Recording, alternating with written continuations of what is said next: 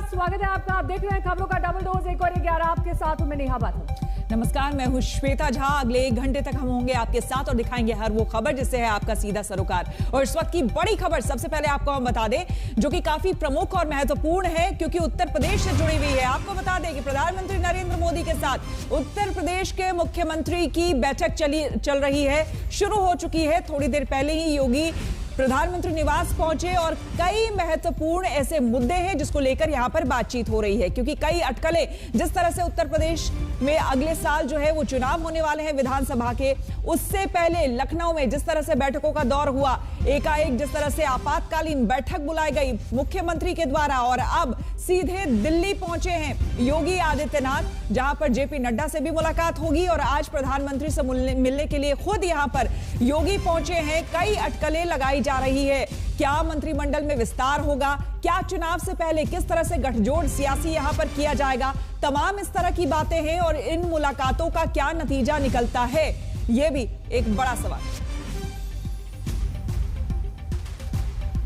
JP Nadda के घर के बाहर से मेरे सहयोगी हिमांशु मिश्रा इस वक्त जुड़ गए हैं। अशोक सिंघल इस वक्त पीएम आवास के बाहर से जुड़े हुए हैं। अशोक, जाहिर तौर पर जिस तरीके से पूरा मुलाकात का कार्यक्रम तय किया गया है, एक सूत्री प्रोग्राम या फिर एजेंडा नहीं है, कई सारी दिक्कतें हैं जिन्हें एड्रेस किया जाना है। यही वजह है कि नड्डा, पीएम और साथ ही अमित शाह तीनों के साथ मुलाकात का कार्यक्रम रखा गया।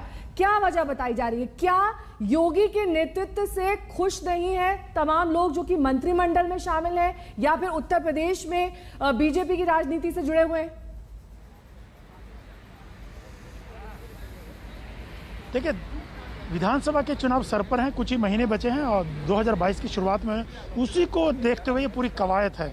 चाहे वो कोरोना काल में जो चीज़ें हुई, लोगों को नाराज़गी बढ़ी, उसको लेकर राहत कार्य कुछ किए भी हैं। आगे क्या किया जाना चाहिए, संगठन और सरकार के लेवल पर क्या चेंज करने की जरूरत है, बेहतर कोऑर्डिनेशन और ज़्यादा क्या कोऑर्डिनेशन होना चाहिए, ये तमाम मुद्दे इन चर्चा के विषय में अमित शाह से भी कल बात हुई। बंगाल में जिस ढंग से बीजेपी जीत नहीं पाई, वहाँ क्या कमियाँ रही, तो उन सब चीज़ों को सबक लेते हुए आगे कैसे बढ़ना है ताकि एक बार फिर उत्तर प्रदेश में बीजेपी की सरकार अच्छे बहुमत से बने, अच्छे विधायक जीत करके आएँ। ये तमाम चीज़ें रहेंगी। देखिए, सरकार में क्या कमियां हैं, सरकार को कामकाज को और बेहतर क्या किया जाए, क्या वैल्यू एडिशन किया जाए, ज़मीनी स्तर पर जो फीडबैक है उसमें आगे कैसे, उसके आधार पर आगे कैसे बढ़ना है, ये तमाम चीज़ें रहेंगी। और जो सहयोगी हैं, नए नए सहयोगी जोड़ने की बात है चुनाव को देखते हुए, पार्टियों के अलग अलग पार्टियों के नेता लाने की बात है। जतिन प्रसाद 2 दिन पहले ही शामिल हुए। पिछली बार भी समाजवादी, बहुजन समाजवादी पार्टी, कांग्रेस से बड़े बड़े नेता बीजेपी में शामिल हुए थे उत्तर प्रदेश में। तो बीजेपी की हमेशा से रणनीति का हिस्सा रहा है कि नए सहयोगियों की तलाश करना, जो सहयोगी छोड़ गए उनसे बातचीत करना। कल भी संजय निषाद अमित शाह से मिले, उसके बाद AK शर्मा से मिले, अनुप्रिया पटेल मिली। तो ये तमाम चीज़ों पर बातचीत संभावित है। कोरोना काल में और आगे क्या किया जा सकता है, कोरोना को देखते हुए कहाँ कमियां रही, आगे और राहत कार्य क्या दिया जा सकता है। एक चीज़ मैं आपको बताना चाहता हूँ, सबसे अहम बात यह है कि बंगाल में बीजेपी जो कमियां रही, उत्तर प्रदेश में वो कमियां ना दोहराई जाएं। कैसे उनसे सबक लेते हुए आगे बढ़ना है, बिल्कुल इस पर भी विचार विमर्श होगा। अशोक, आएंगे आपके पास। हिमांशु हमारे साथ बने हुए। हिमांशु, सबसे पहले तो आपसे जानना चाहेंगे इस वक्त लेटेस्ट अपडेट आपके पास क्या है प्रधानमंत्री से जो इस वक्त मुलाकात चल रही है योगी आदित्यनाथ की, एक तो वो बताएं, साथ ही साथ ये कि ऑलरेडी बीजेपी को एक बड़ा झटका पंचायत चुनाव में लग चुका था, उसके बाद बंगाल में जो कुछ भी हश्र हुआ है और इस बीच कहीं ना कहीं ये तो अब तक तस्वीर साफ हो चुकी है कि उत्तर प्रदेश में भी बीजेपी में कम से कम सब कुछ ठीक ठाक नहीं है। देखिए, बिल्कुल जो बैठक चल रही है वो लगभग आधे घंटे से ज़्यादा ये बैठक चलेगी, जिसमें तमाम इश्यूज़ पे जो है चर्चा की जाएगी। AK शर्मा एक बहुत बड़ा फैक्टर इस बैठक के अंदर हो सकते हैं, लेकिन योगी की जो पूरी 2 दिन का दौरा है उसमें नहीं है।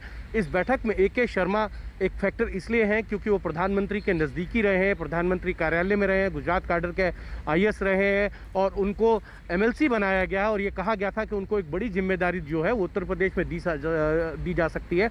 और इसी को ध्यान में रखते हुए आज AK शर्मा को लेकर भी प्रधानमंत्री नरेंद्र मोदी और योगी आदित्यनाथ के बीच में बातचीत होगी, क्योंकि कैबिनेट रिसफल कर रहे हैं और कैबिनेट रिसफल में AK शर्मा की भूमिका क्या रहेगी यूपी कैबिनेट में, वो देखने हैं। क्या आगे आने वाले दिनों में गवर्नेंस जो है वो AK शर्मा के द्वारा चलाई जाएगी। वो जिस तरीके से चाहेंगे कि सरकार उसी ढर्रे पे काम करे, क्योंकि वाराणसी मॉडल को लेकर जिस तरीके की चर्चा हुई थी और वाराणसी में कोविड के केस निकल कर आए और उसके बाद AK शर्मा ने जिस तरीके से सिचुएशन को कंट्रोल किया, उसकी तारीफ प्रधानमंत्री नरेंद्र मोदी ने भी की थी।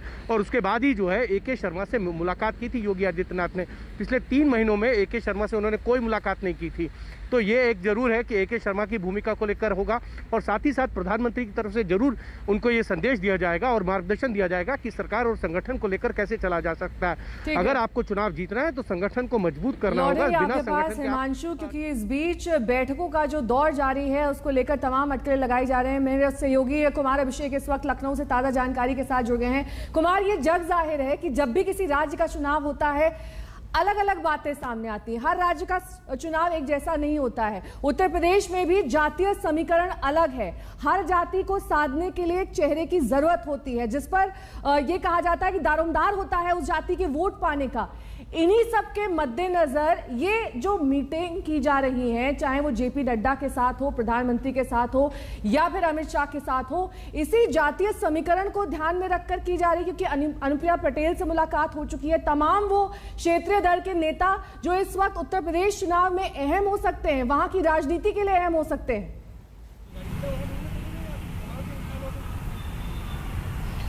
जी बिल्कुल, ये मीटिंग जो हो रही है दिल्ली में, इसको पूरे इन टोटलिटी में देखना होगा। सिर्फ एक विषय पर यह मीटिंग नहीं है, अलग अलग मुद्दों पर अलग अलग मीटिंग्स है। इस पूरे मीटिंग की बात कह सकते हैं, अगर हम देखें तो जिस तरीके से अमित शाह से पहली मुलाकात हुई योगी आदित्यनाथ की, वहां बहुत सारी चीजें लगभग तय हो चुकी हैं कि आने वाले चुनाव में कैसे जाना है। साफ तौर पर गठबंधन को लेकर उन्हें इंडिकेशन दिया जा चुका है, उनसे चर्चा हो चुकी है। जिस तरीके से योगी आदित्यनाथ के से मिलने के पहले निषाद पार्टी से मुलाकात हुई, उनके बाद अनुप्रिया पटेल से मुलाकात हुई और कहीं ना कहीं ये भी चर्चा चली है कि ओम प्रकाश राजभर को भी दोबारा लाया जाए, उसकी कोशिशें चल रही हैं। तो कुल मिलाकर बीजेपी अलग अलग जो इस वक्त बातचीत चल रही है उसमें अलग अलग मुद्दे होंगे। प्रधानमंत्री के साथ अलग मुद्दे पर बातचीत होगी, लेकिन अमित शाह के साथ खाका खींच दिया गया है कि मुख्यमंत्री योगी आदित्यनाथ की भूमिका उत्तर प्रदेश में आने वाले चुनाव तक क्या रहने वाली है। गठबंधन को साथ लेकर के चलना होगा। जो ये अलग अलग गठबंधन हैं, जो अलग अलग इनके सहयोगी हैं, चाहे वो अपना दल हो चाहे निषाद पार्टी हो, उन्हें किस तरह की भूमिका देनी है इस पर भी तय होगा। मुख्यमंत्री योगी आदित्यनाथ के दौर में ही ओम प्रकाश राजभर को बाहर किया गया था। हालांकि आज ओम प्रकाश राजभर ने ट्वीट कर कह दिया है साफ तौर पर कि वो बीजेपी में नहीं आ रहे हैं। जिनको बीजेपी के साथ इस डूबती नाव में सवार होना है वो सवार हो, लेकिन वो नहीं आएंगे। लेकिन राजनीति में जो बात कही जाती है और राजनीति में जो बात होती है, दो अलग अलग बातें हैं। ये बात भी तय है कि निषाद पार्टी से AK शर्मा जिनकी चर्चा कैबिनेट में लाने को की जा रही है, वो लगातार संपर्क में थे, वो मिले थे। आएंगे आपके पास। इस बीच एक बड़ी खबर आ रही है। 2 दिन पहले जितिन प्रसाद कांग्रेस से शामिल हुए थे बीजेपी में, और अभी खबर आ रही है कि योगी मंत्रिमंडल में जितिन प्रसाद मंत्री बनाए जा सकते हैं, मंत्री बन सकते हैं जितिन प्रसाद। आपको बता दें, ब्राह्मण चेहरा, और ये मुलाकात की तस्वीरें आपको हम दिखा रहे हैं। जितिन प्रसाद और उत्तर प्रदेश के मुख्यमंत्री योगी आदित्यनाथ की मुलाकात की तस्वीरें हैं, और इस बीच मंत्रिमंडल विस्तार में जितिन का भी नाम। अभिषेक, आपके पास क्या कुछ जानकारी इस खबर के बाबत? देखिए, सूत्रों के मुताबिक जो हमारी जानकारी है उसके मुताबिक जितिन प्रसाद को इसीलिए लाया गया है कि उन्हें उत्तर प्रदेश की कैबिनेट में शामिल किया जाए, उत्तर प्रदेश में योगी मंत्रिमंडल में उन्हें शामिल किया जाए। बीती शाम उनकी मुलाकात भी हुई है मुख्यमंत्री योगी आदित्यनाथ से यूपी भवन में। और आप याद करिए, कुछ दिन पहले जो ये प्रकरण अभी AK शर्मा का चल रहा है, उसके पहले योगी आदित्यनाथ से AK शर्मा भी मिल चुके हैं। दिल्ली से लौटने के बाद इस बात की चर्चा तेज है कि मंत्रिमंडल विस्तार होगा और मंत्रिमंडल में जितिन प्रसाद भी शामिल किए जा सकते हैं। ये चर्चा है, ये सूत्र बता रहे हैं। और आपको इसकी वजह भी बता दें, इस वक्त जितिन प्रसाद दिल्ली नहीं भेजे जा सकते, क्योंकि न तो लोकसभा का चुनाव है, ना ही राज्यसभा की कोई सीट खाली है। जुलाई में MLC के 5 सीट खाली होने हैं। बीजेपी को एक अदद ब्राह्मण चेहरे की तलाश है और ये तमाम बातें उस ओर इशारा कर रही हैं कि जितिन प्रसाद योगी मंत्रिमंडल में शामिल हो सकते हैं। अशोक सिंघल ने खास बातचीत की थी जितिन प्रसाद से, उनका रुख कर लेते हैं। अशोक, आपने उस डील के बारे में भी जितिन से पूछा था, जिसे उन्होंने टाल मटोल करके कह दिया कि कोई खास वजह नहीं है, पार्टी देखकर वो आए हैं कांग्रेस छोड़कर। लेकिन 3 जनरेशन पुराना कांग्रेस का साथ कोई यूं ही नहीं छोड़ देता, कुछ बड़ा प्रॉमिस किया गया होगा उन्हें। क्या लग रहा है, मंत्रिमंडल में जगह, क्योंकि राज्यसभा की सीट तो खाली नहीं है, और जैसा कि कुमार अभिषेक कह रहे थे 6 एमएलसी की सीट जुलाई में खाली होगी, इसको लेकर भी चर्चा आज? देखिए, आज तो जतिन प्रसाद आए हैं और योगी से भी कल मुलाकात की है, लेकिन टोटलिटी में जैसे कुमार अभिषेक ने कहा, तमाम मुद्दों पे बातचीत होगी। जो विधानसभा के चुनाव हैं उसमें आगे कैसे बढ़ना होगा, किन किन को साथ लेके आना होगा, कहाँ कमियां उसको ठीक करना होगा, ये तमाम मुद्दे रहेंगे। जहाँ तक जतिन प्रसाद की बात है, देखिए कल बेशक उन्होंने सीधा जवाब नहीं दिया, और कोई भी नेता से सीधा जवाब देता नहीं है कि पहले से आके घोषणा करे, लेकिन कुछ ना कुछ तो डील हुई है।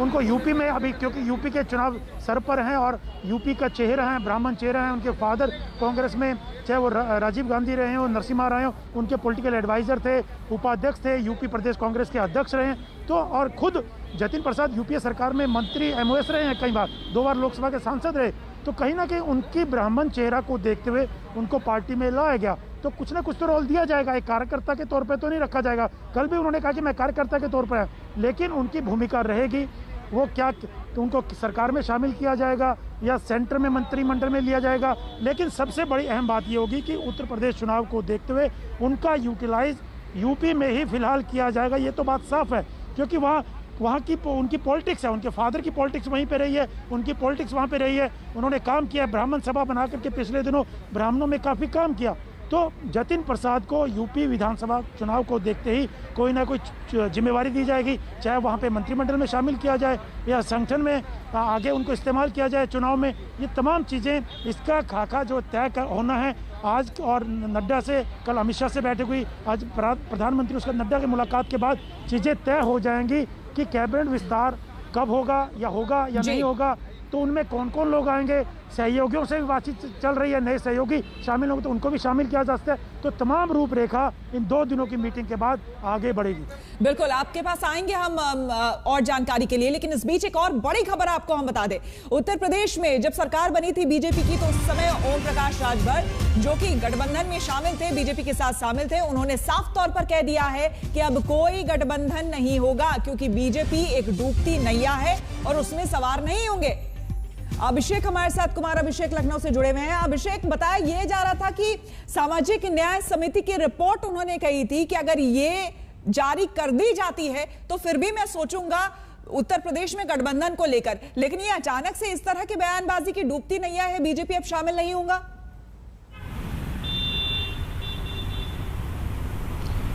देखिए, ओम प्रकाश राजभर बहुत ही हार्ड बार्गेनर हैं, इस बात को हमें समझना होगा। एक बात साफ है कि कहीं ना कहीं बीजेपी कोशिश जरूर कर रही है कि 2022 के चुनाव में उन्हें लाया जाए, कुछ मैसेज भिजवाए भी गए हैं, और जिस तरीके से पूर्वांचल में AK शर्मा सक्रिय हैं, ऐसा कहा जा रहा है कि उनके थ्रू ये चैनल ऑपरेट हो रहा है। लेकिन जैसे ही ये खबर आई है कि ओम प्रकाश राजभर बीजेपी के साथ जुड़ सकते हैं, और मेरी खुद बात उनके करीबी लोगों से हुई है, उनके बेहद ही करीबी सूत्रों से हुई है, और उन्होंने ये कहा है कि जैसे ही समिति की रिपोर्ट, जो कि सामाजिक न्याय समिति की रिपोर्ट अगर केंद्र सरकार मान लेती है, तो अगले क्षण, अगले दिन वो बीजेपी के साथ खड़े होंगे। लेकिन एक पब्लिक पोस्चरिंग होती है, और उन्होंने अपने ट्वीट करके ये कहा है कि बीजेपी एक डूबती हुई नाव है और उसमें जो भी सवार होगा वो डूबेगा, वो बीजेपी नहीं जाएंगे।